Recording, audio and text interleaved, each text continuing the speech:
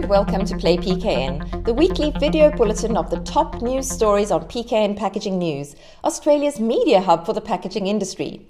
I'm PKN's publisher, Lindy Hewson, and this week's bulletin is brought to you by Ball & Doggett, Australia's largest distributor of printable materials and consumables. First up in the news this week, the intense media scrutiny surrounding the pausing of the REDcycle collection scheme has shone a spotlight on a system in urgent need of overhaul and served as catalyst for high-level discussions with stakeholders across the value chain. In the last 2 weeks, response to PKN's coverage of the REDcycle saga has highlighted the importance of open dialogue in the plastics packaging industry and, importantly, dialogue that will lead to economically viable, actionable plans and do so fast. Leading many of the discussions is the Australian Packaging Covenant Organisation, APCO.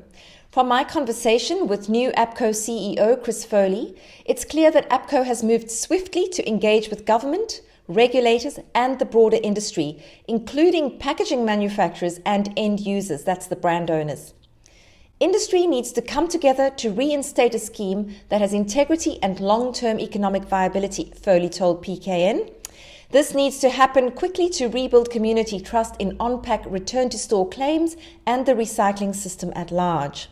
Now, one of the first steps APCO took following the REDcycle announcement to temporarily suspend soft plastic packaging collections was to commence an independent review of the market for soft plastic packaging collected by REDcycle, along with processing capacity currently available, that's recycling capacity, committed capacity but not yet commissioned, and also planned capacity. Another important step has been engaging with the Australian Competition and Consumer Commission, the ACCC. APCO has briefed the regulator on the situation and established lines of communication to support open and timely dialogue and feedback.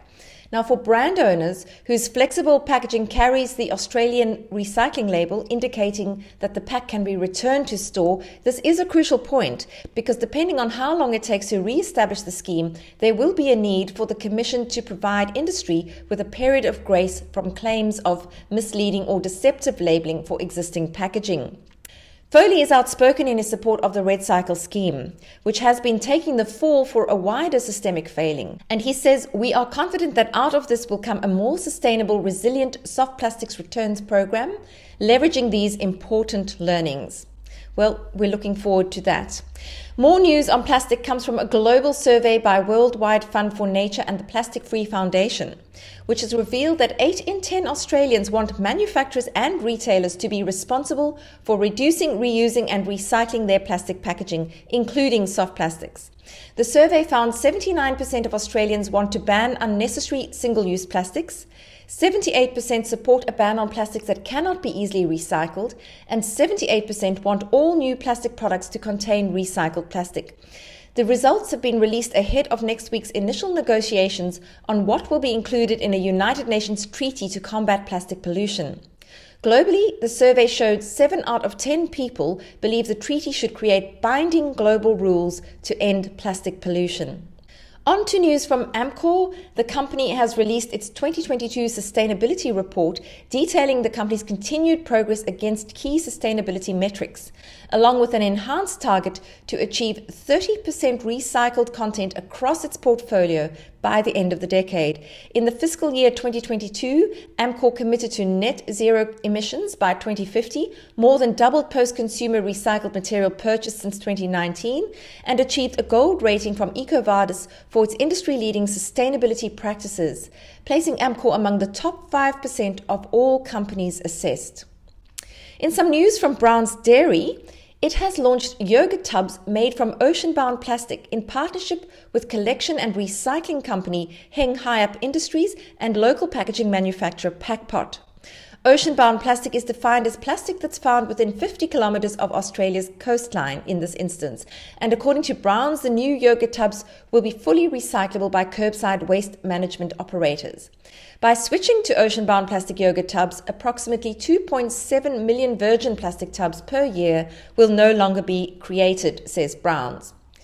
Then from yogurt tubs to cups, and sustainable packaging enterprise BioPak has teamed up with OzHarvest to produce a limited edition compostable Christmas cup, which features a QR code to encourage donations. Every $5 donated via the QR code on the cup allows OzHarvest to deliver 10 meals, and an additional 5% of cup sales will be donated to OzHarvest.